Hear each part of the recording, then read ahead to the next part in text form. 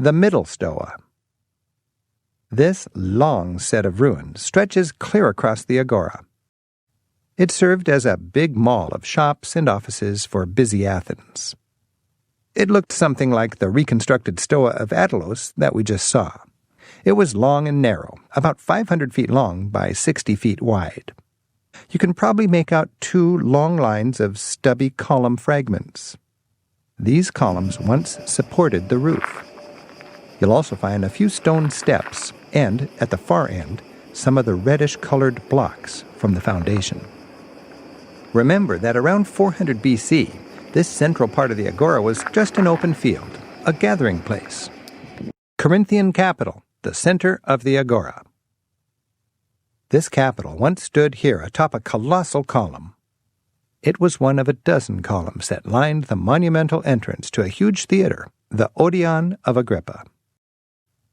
The elaborate decoration shows the leaves of an acanthus plant. Carved in the 4th century BC, this is one of the earliest examples of the style known as Corinthian. Stand here in the center of the Agora, look out over the field, and imagine this place in classical times. Back before a theater stood here, this was a large open square where the Greek people gathered as they invented democracy. Imagine thousands of angry Athenian citizens listening to speeches and casting those votes to ostracize their tyrants. The Agora is where the earliest plays were performed, originally in the open air, as the Greeks pioneered modern theater. Throughout Athens' history, the Agora was the place the city gathered at key turning points. The Agora may be rubble today, but there really was a time when this was the center of the civilized world. Back when statues had arms and buildings had roofs. When the gray marble columns were painted bright colors. When this lonely field was full of flesh and blood people in the prime of their lives. The Great Drain.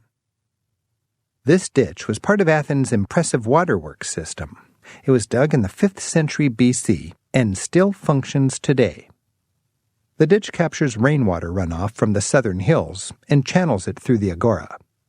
Here at this point in the Agora, 2 main collection ditches meet and join.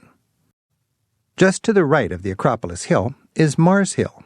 It's the craggy boulder that's likely lined with tourists. This is where the Apostle Paul famously preached the Christian gospel in 49 AD.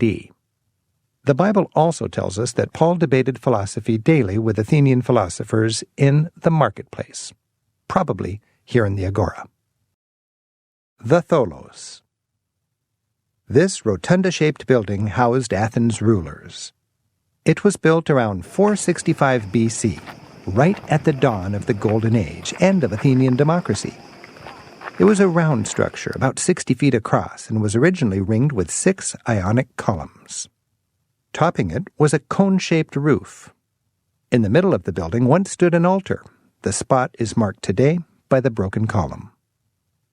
The Tholos was the center of Athenian government. It was the headquarters, offices, and meeting hall for the city's 50 ministers. They also lived and ate here, since the law required that at least a third of these ministers be on the premises at all times. The Tholos was a kind of temple to democratic rule. The altar in the middle, where the column is now, once held a flame that was always kept burning.